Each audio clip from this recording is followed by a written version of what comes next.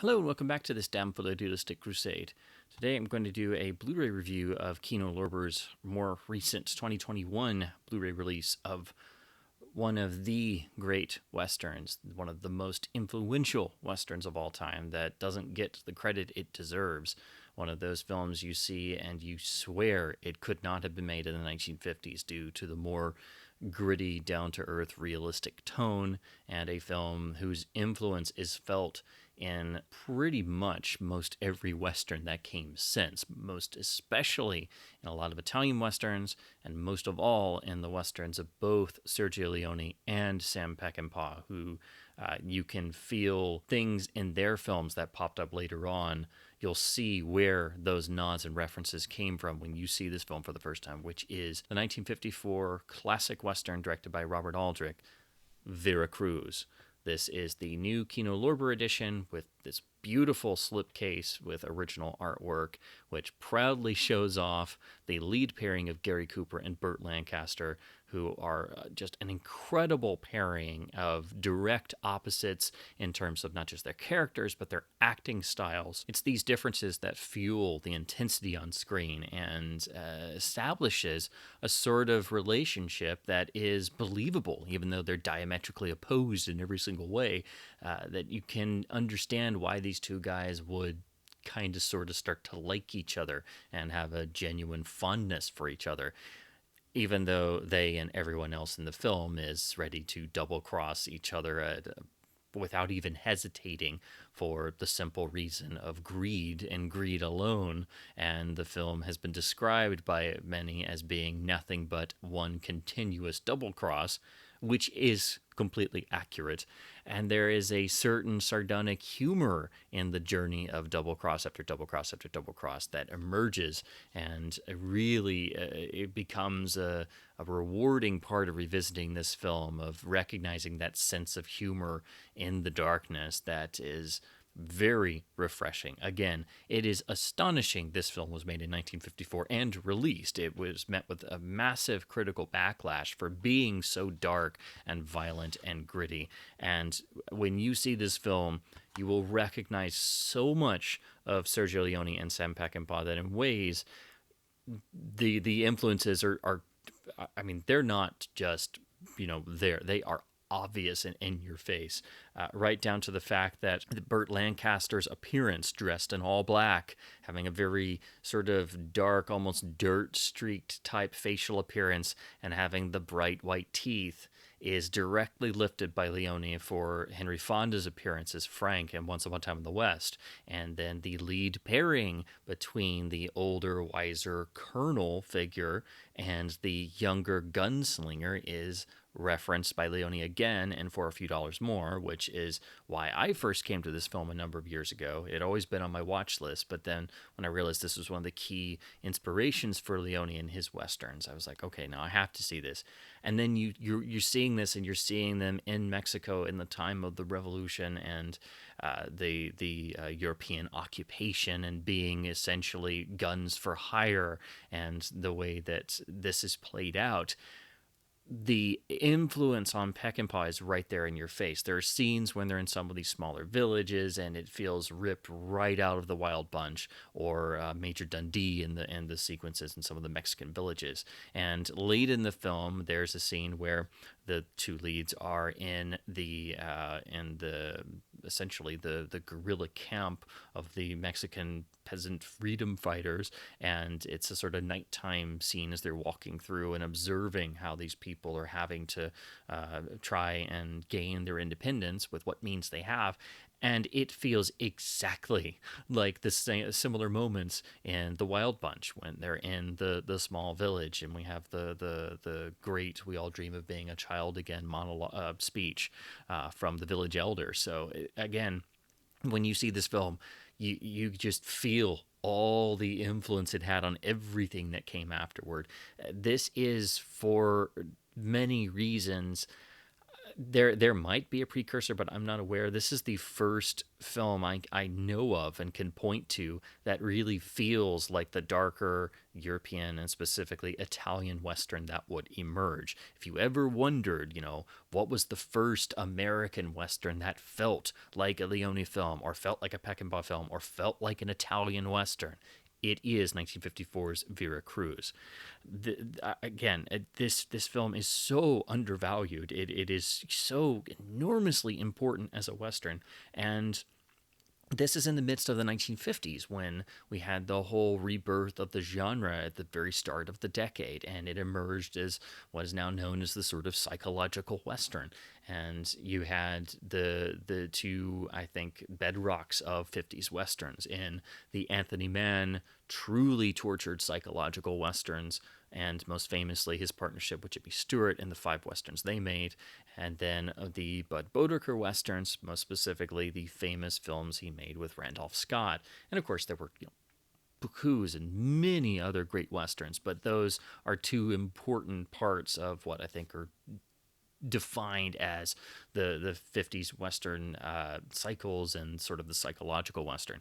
So to come out in the middle of that, you have Vera Cruz, which is, yes, there are psychological underpinnings, but everything is motivated by base human emotions, greed most of all, lust, desire, and that's about it.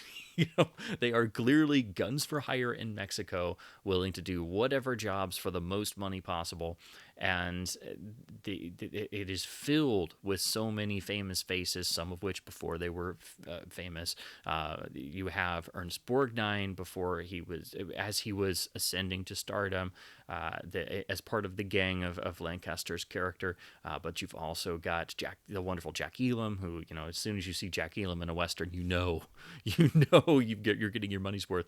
And of course, Charles Bronson, and what I think is the last film he was credited under his original name of Charles Bushinsky before changing his name. So he has a nice, more visible role. So this is at the point where he's getting actual lines of dialogue instead of being one of the guys more in the background.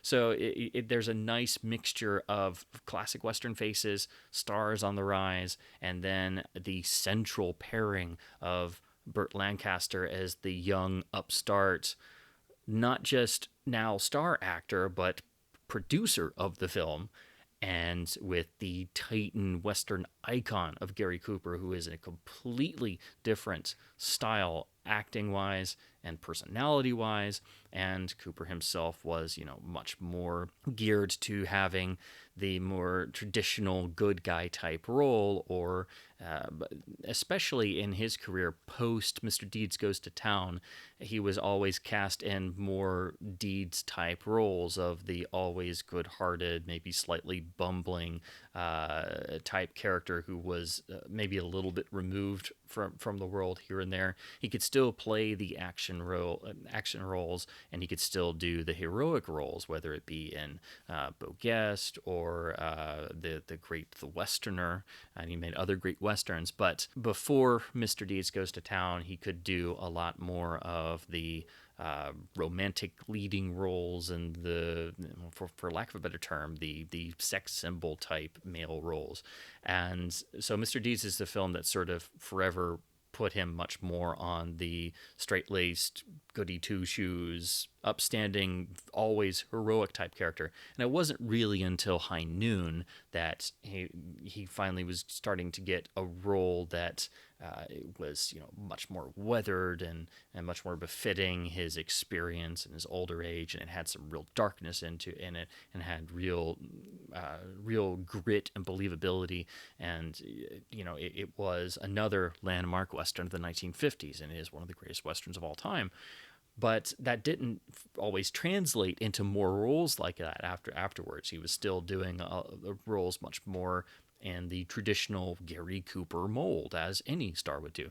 So it's beyond fascinating to see an inner darkness be drawn out of Gary Cooper, of all people, in this film, and the way that he and Burt Lancaster play off of each other.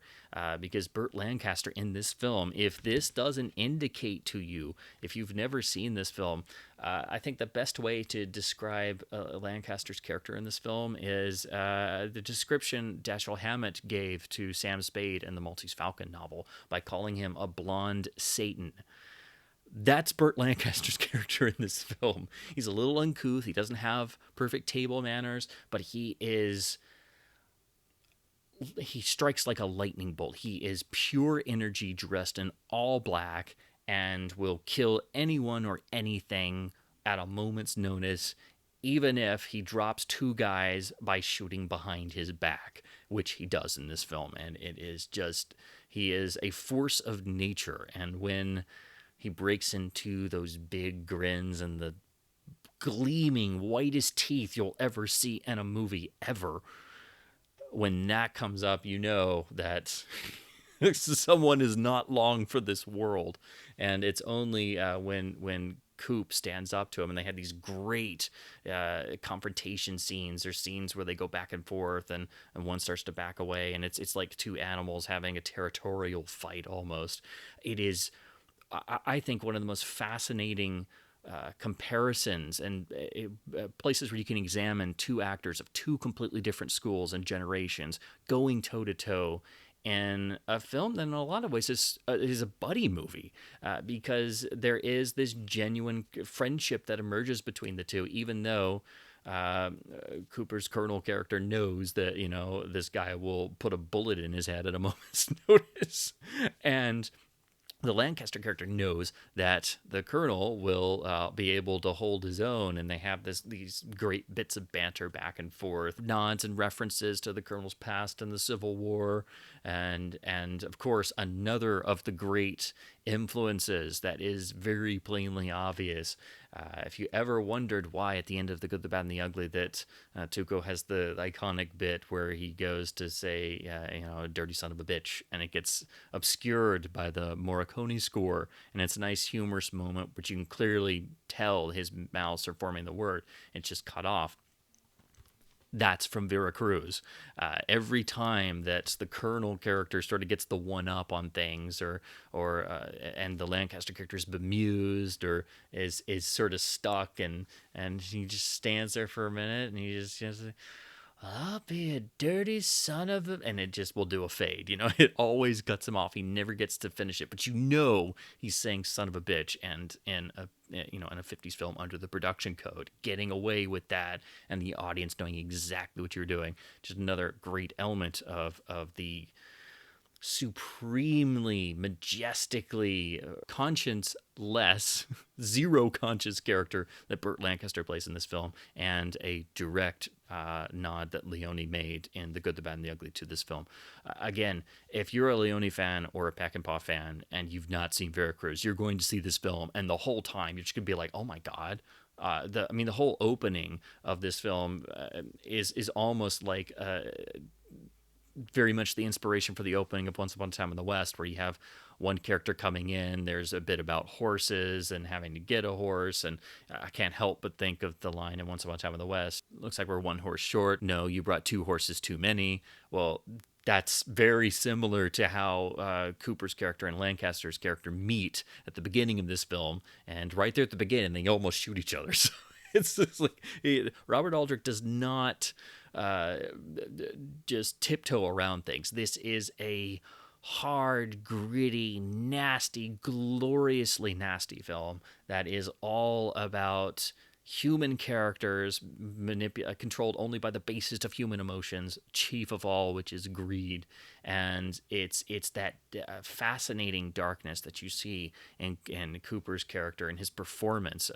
Originally, this film was offered to other people. The craziest one, they originally apparently offered it to Cary Grant, who could have done this film, and it would have been a real departure. But, you just can't picture Grant in this dark of a Western. And when would grant pass, Lancaster and his co-producers, because this was produced under Hechtail Lancaster as an independent production. They knew they had to get a star of some iconic merit put on the bill, obviously, and help sell the picture. And they went to Gary Cooper, who was the perfect choice. This really, as a role, is that sort of midpoint between, I think, High Noon and what he would do later with Anthony Mann in the masterpiece Man of the West. So if you ever wondered if there was another film where there was that darker, more nuanced internal struggle in a Gary Cooper role, it's here in Vera Cruz, and it's in the middle of one of the most all-out, gritty, action-filled westerns that has ever been made. The film does not drag. It has a good pace to it, and it was one of the first films to be entirely shot on location in Mexico, which gives it an entire production value that you could not get in a studio. There are one or two moments where they do go on a stage, and you can obviously tell it's not an exterior location anymore. But the landscape, the many shots where they're going past some of the great historical ruins and temples, and you really get that vivid sense, that you are there feel, which is unlike most westerns up to this point. They also apparently did not endear themselves very much to what would technically now be called the sort of Mexican Film Commission, because there are a lot of great anecdotes and stories about when John Sturges went to go make The Magnificent Seven, that they had to do all kinds of things to appease the Mexican government because everybody was still mad about Vera Cruz being, super dark and not giving a super nuanced portrayal of the Mexican freedom fighters, and just that sort of they came down and made Vera Cruz and didn't make the Mexican government happy. But it is a incredible film. It feels like a film from the 60s at least. You can't believe it's a film from the 50s, except maybe the way the film ends. It ends as it should. It builds up to, I'm not giving anything away by saying that it builds up to a confrontation between the two characters. But the way it's handled, it feels, it's very strange in a way, because it sort of feels like the film itself is acknowledging the nuances, the cliches of the Western genre and the rules of the Western genre. It's like, okay, we did all this stuff for the whole picture, and now we come down to the point where it's the finale, the make or break point, and it has to end a certain way. And it is decidedly earned, but it is a little jarring the first time you see it, I will admit, because the rest of the film feels so ahead of its time and is so gritty and so gloriously cynical but it's on repeat viewings where you come back to it again, where that ending feels all the more fitting. And when you see the final confrontation, just the camera compositions, the editing, the shot compositions, everything, you see that, and it's once again, it's like, holy crap, because it looks like a 1950s Sergio Leone gunfight. It looks like a Leone style stare down. This is 10 years before A Fistful of Dollars. It's nowhere near as elaborate. The close-ups are nowhere as near close, but again, you see this film and you're like, holy crap, how many people did this influence? And on top of that, it was a film that was another very historic first. This was the first film to be released in the SuperScope process. Now, what is SuperScope, you might ask? Well, SuperScope was a product of the widescreen revolution started by This Is Cinerama in 1952. Every different studio was sort of jumping over each other, trying to figure out how they were going to come up with their own widescreen process. Fox most famously went with CinemaScope and developed that and made it their bread and butter and marketed it and tried to get other studios to join them, while other studios tried various different matted widescreen processes, and they all went with different ratios, whether it was 1.85 or 1.75 or 1.66, or Universal went with 2.0 to 1. And then, of course, CinemaScope went from 2.55 to 2.35 when they added an optical soundtrack. Paramount came up with their VistaVision process, which was a horizontal film process that had varying ratios. So there were a whole bunch of different things that came up at this time. But there were other formats that were not specifically tied to one studio, and other attempts that were trying to get you a widescreen image without necessarily making it an anamorphic process like CinemaScope, or just a matting process like anything in 185 or 175 or 166, for example. So SuperScope as a process was essentially an after-the-fact conversion. So Vera Cruz was shot with widescreen in mind, so it was shot and would have been presented in 1.85 to 1 normally. So that means a normal shoot with the camera aperture and then matting off what would have been Academy ratio 1.37 to your normal 1.85 to 1 widescreen image. So what was then done is that image was then essentially optically converted and blown up to a 2.0 to 1 image, hence the SuperScope terminology. So that meant that you could get a wider image closer to a CinemaScope image from a conventional spherically shot film. So that means there's no anamorphic lenses. It is an optical process done in the lab, and then those would be projected with the correct lenses onto a wider screen. Still not as wide as CinemaScope, and obviously not full anamorphically captured like a CinemaScope film. However, there is some debate. It is unknown whether the film was always intended for the SuperScope process. A lot of older video releases presented it in 4:3, so you got a lot of extra headroom, which was not meant to be seen in 1.33 anyway. It was meant to be seen at least in 1.85 to 1. And it is, again, unknown if it was just something that was done after the fact, converting it to SuperScope. But it was the first film to be released in the process. And SuperScope was used on a number of films throughout the 50s, and some by major studios. So some studios did release their titles in SuperScope. But the films had to be designed for widescreen, and they had to be designed for that and done correctly.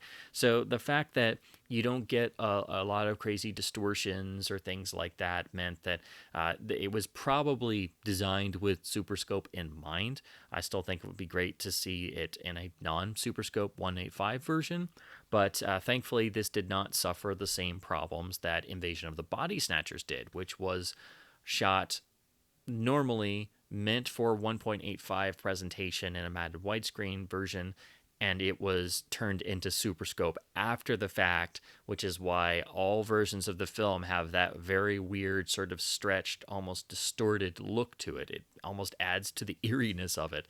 And because the negatives are apparently lost, we are stuck with the SuperScope version for all releases, unless you were lucky to have one of the few 16mm open matted 1.33 prints that do not have the SuperScope applied to it.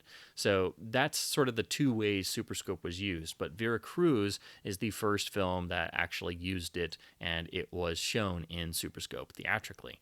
So that means this is a transfer in 2.0 to 1, and that's why it has that particularly uncommon aspect ratio. So now we come to the 2021 Kino Lorber Blu-ray release.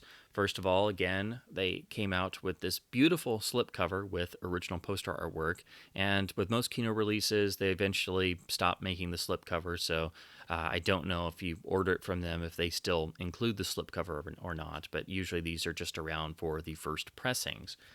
As their traditional art design, nice imagery, and then this is matched on the case itself, and the standard Kino design with their standard spine. But what's great about this is it also has reversible art, which they don't always do. So on the reverse side is another vintage poster image, but I have to say this one just really it really gets across what this film is like very, very well. It's on their standard Kino label. Now, in terms of the transfer, it is again 2.0 to 1, and this is the best the film has looked on home video. The color timing is really nice because previously MGM had done their own quote unquote restoration of the film. There was a DVD that was pretty early on, and then they did their Blu-ray, which I was never able to get before it went out of print, but I did see the reviews, and I have seen that transfer on some television airings. And it seemed almost drained of color. And there's also a lot of places where the MGM versions are pretty significantly cropped on a number of the sides and edges. So honestly, it was not very impressive. And I always hoped that the film could get a new release, a new scan that actually preserved the very vivid color. Because again, the MGM versions were just not very pretty. Again, the transfer on here is much better than what's been available before. You will notice some quirks here and there and some bits of ringing and things like that. They did scan a source, but I don't know what source it is. And honestly, I think until this film gets a brand new, say, 4K scan from the original negative, that this transfer on the Kino release is probably about as good as it's going to look. And I would be very curious if they scan the negative, if that had the SuperScope applied or not. It obviously wouldn't, so that would result in a 185 transfer, and I'm very curious. I think that might look actually substantially better because it's not dealing with an optical conversion process or anything like that, because everything we've seen so far to date is dealing with SuperScope materials. So that being said, I do think there's room for improvement if they scan the original negative, but I unfortunately don't see that happening for a long time. That being said, what Kino has released here, this new master is far better than any of the previous releases. You can not worry about the old MGM versions. Their Blu-ray was not any good, and it was out of print too. So getting this film back in print is great in and of itself, because that Blu-ray was going for some pretty high prices. And even though I thought the transfer wasn't great, I was kicking myself. I was like, oh crap, I missed VERA CRUZ on Blu-ray. What am I going to do?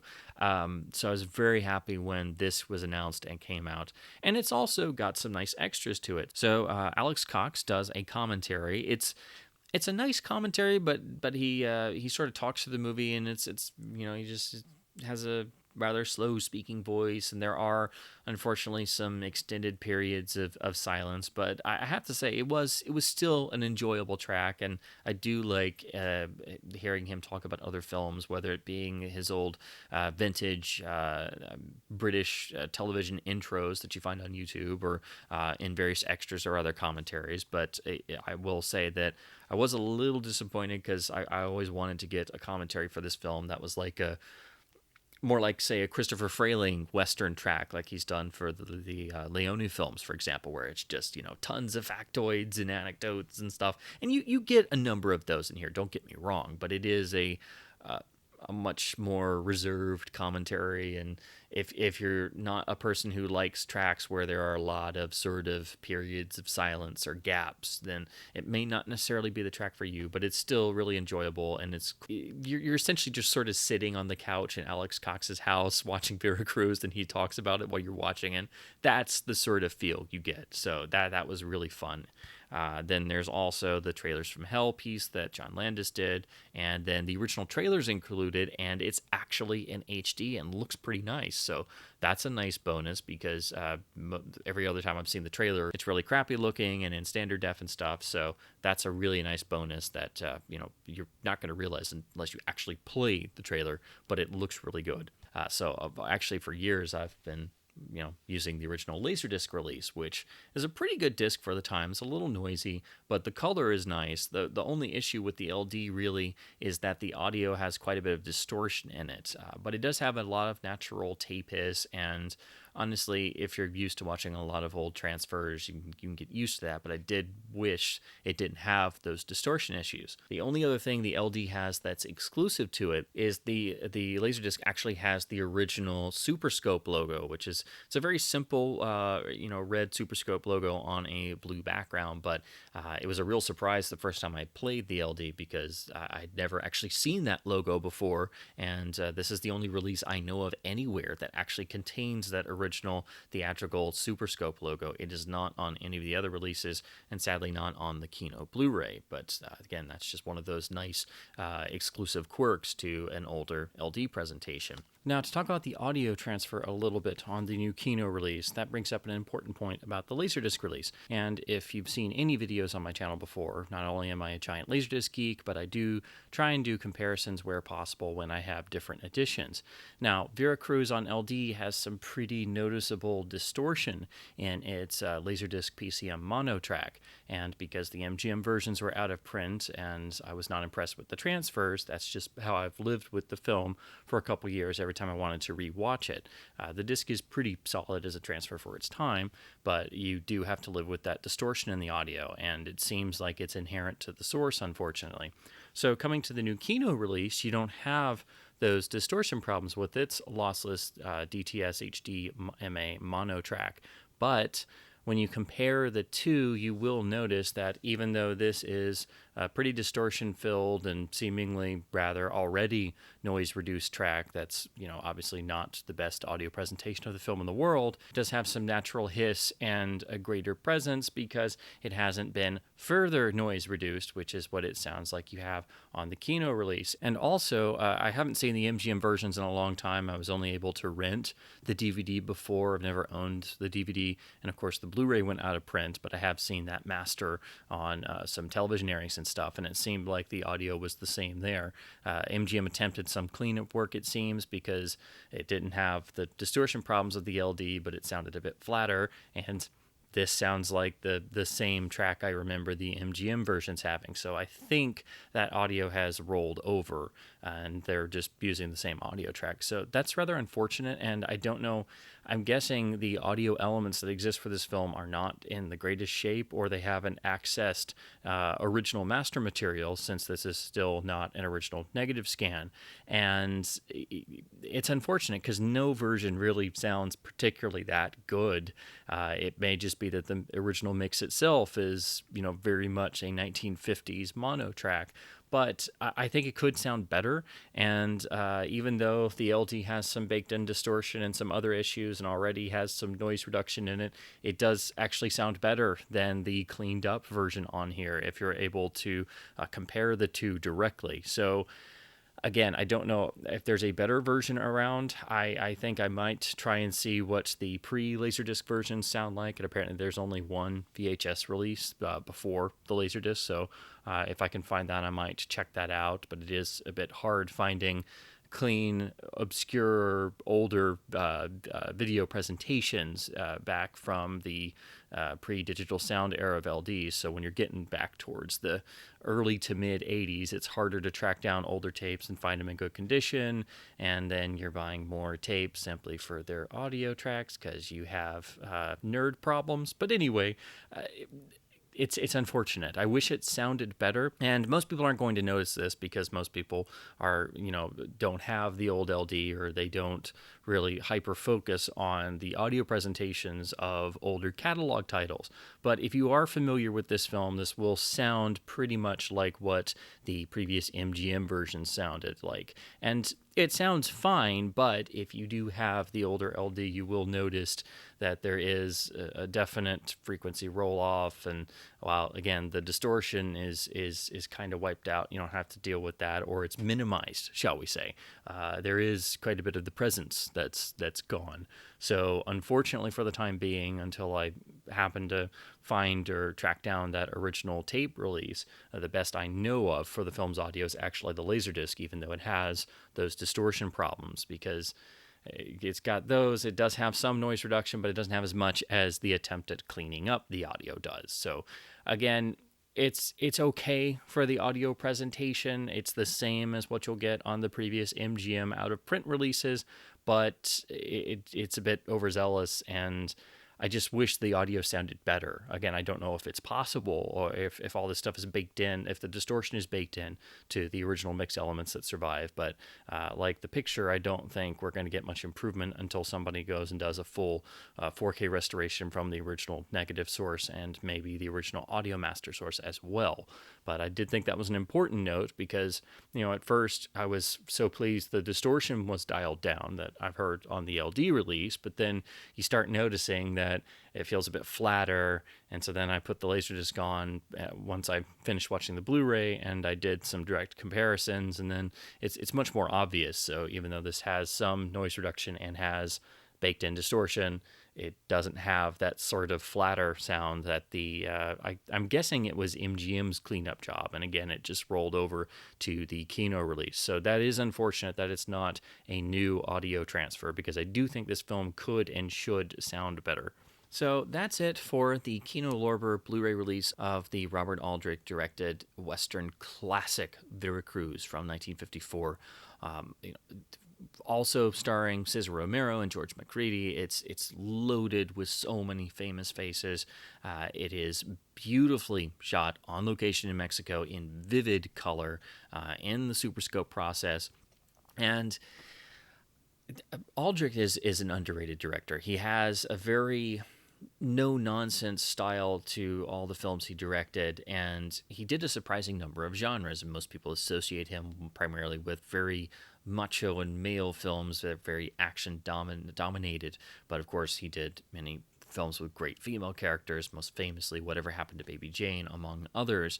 So he did have a range, and he did have some very interesting outlooks on what it meant to make motion pictures. But if I had to choose my favorite Aldrich film, it's Vera Cruz. It just is. The particular blend of classic Western storytelling in a new sort of breaking the mold type of fun and dangerous element with this cynical humor laced throughout. Just is intoxicating for me, and it is solidified by the amazing lead pairing of Burt Lancaster with Gary Cooper. And Lancaster had worked with Aldrich before. They had made Apache together, which had been a huge success and really helped put Aldrich on the map as a feature director. And so then they went into Vera Cruz, where they had a sort of falling out during its production, because Lancaster himself was very famously always wanting to have his hands in the directing as well as the producing and the acting, and he would go on to direct himself in a film shortly thereafter, The Kentuckian. But he and Aldrich would later sort of patch things up and make other films like the great, truly underrated Ozana's Raid. But they really sparked off of each other very well, I think. And this film, it just has so many wonderful elements to it that I can't help but say it's my favorite film that was directed by Robert Aldrich, even over Kiss Me Deadly, which is a masterpiece. That's how much I love this film. It's got a particular charm to it. There is nothing else quite like it, and its influence is massive. I still, to this day, it boggles my mind that this film is not talked about as much as other great Westerns, because don't misunderstand me. This is one of the great Westerns. It should be talked about in the same breath with all the other legendary Western titles. And it is important for so many reasons, but chiefly among them that this was really the first American Western that showed there was something beyond the production code, and there was a way to show the darker sides of humanity and have fun with it and embrace the inherent cynicism of this story. So that's why this film is so special to me, and why it's such a joy to come back to it, because it is a shot in the arm. It's a film that makes you grin like an idiot and also just bask in the darkness and the cynicism of the story of these American gunslinging fortune hunters in Mexico in the post-Civil War period, only out to preserve themselves and hopefully be able to get away with some gold, and that's it. That's the setup. So as a final summary, I do think this is a beautiful new release, and it is the best that the film has looked on home video to date. It does wipe the floor with the older MGM editions, but it does have the drawbacks of not being a brand new negative scan, which the film really and royally deserves. And it still has some of the baked in problems from it being SuperScope, but also the film's audio needs a new transfer because this has that sort of flatter, rolled off sound to it. A lot of the high frequency information, which there wasn't a whole lot on the Laserdisc, but that's been tamed down even further. So the noisier, distortion filled LD track is actually preferable. Again, this may be up to your own individual opinion because I know some people can't stand distortion, and that's perfectly understandable. But this does seem to be the same MGM audio cleanup job that was on the MGM releases. And again, I think the film needs a completely new audio transfer. So it's a great release. It does have a nice new commentary, has a nice presentation of the film's trailer, and the picture transfer is far, far improved. But I think the audio quality leaves something to be desired for sure. And for this truly great classic Western, it really does deserve a full-blown special edition and a brand new negative scan. But until that happens, and since it's with MGM, there's no telling if or when that will ever happen, this is a significant upgrade, so I do recommend getting this and getting rid of your old MGM Blu-ray and DVD copies. So that's it for this review. If you've already bought and enjoyed the Kino Lorber Blu-ray release, definitely let me know in the comments, or if you're interested to check it out, or if you're just a Western fan looking for other great classic Westerns. I cannot recommend this film enough, and I would love to hear your thoughts in the comments below. So as always, I'd like to say to close, keep supporting physical media, keep supporting boutique labels and studio labels, keep physical media alive, and thanks ever so much for watching.